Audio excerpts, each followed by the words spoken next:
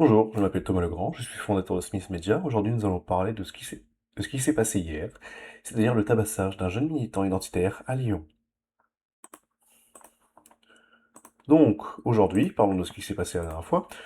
Un jeune homme de 23 ans, proche du collectif identitaire Némésis, est vendredi soir, entre la vie et la mort, après avoir été agressé selon les premiers éléments, par des militants antifascistes, un drame qui suscite de nombreuses réactions politiques. Nous avons eu un update aujourd'hui, il vient d'être décédé suite à ses blessures et est actuellement en état de mort cérébrale.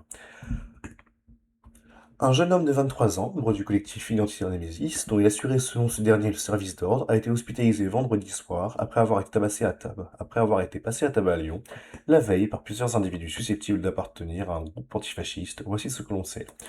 Selon les premiers éléments, l'incident se serait produit en marge, lors d'un rassemblement du groupe Némésis, devant l'Institut d'études politiques de l'IEP de Lyon, pour protester contre la conférence de l'eurodéputé La France Insoumise, Rima Hassan. Une rixe pourrait avoir éclaté entre le groupe de militants et d'extrême droite et un groupuscule antifasciste. Apparemment, il s'agirait donc de la jeune garde, qui est donc proche de Raphaël Arnaud, député LFI avec 3 fiches S, condamné notamment pour avoir tabassé un jeune homme de 15 ans parce qu'il était juif.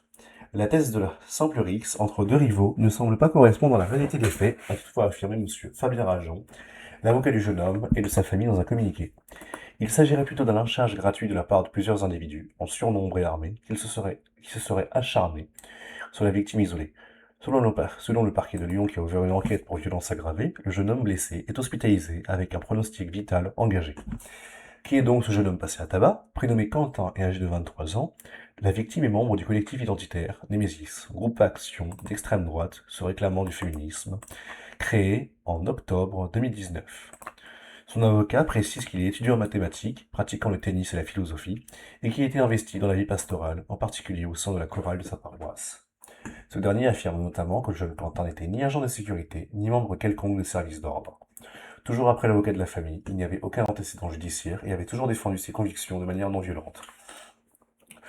D'après donc France 24, Le Parisien et tout un grand nombre de médias, le groupe d'extrême gauche mis en cause dans un communiqué serait celui de la membre actif Jeune Garde, donc le collectif qui est proche du député LFI Raphaël Arnaud. La Jeune Garde est un groupe antifasciste dont Raphaël Arnaud est l'un des fondateurs, qui a été censé être dissoute par le ministre de l'Intérieur Bruno Retailleau en 2025, qui lui reprochait des agissements violents. Contacté par l'agence France Presse, AFP, Raphaël Arnaud, dont l'élection en 2024 a été critiquée par les macronistes, la droite et l'extrême droite en raison de sa fiche S, dont il fait l'objet, n'avait pas réagi dans l'immédiat. Rima Hassan, elle, se défend en déclarant que ce n'est pas en déclarant qu'elle avait sa propre équipe de sécurité et que ce n'est pas elle qui avait agressé le jeune Quentin, menant à sa mort.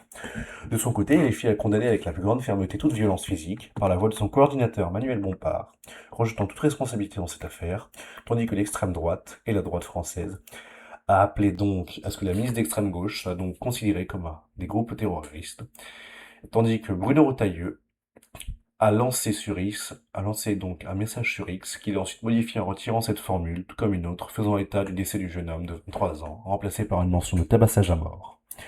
Le secrétaire général du parti Renaissance, Gabriel Attal, a pour sa part dénoncé la violence de l'extrême gauche, qui s'est déchaînée, appelant à une condamnation unanime des faits extrêmement graves. Je vais donc vous mettre tout ça en story, que Quentin puisse reposer en paix et que justice soit faite pour lui et sa famille.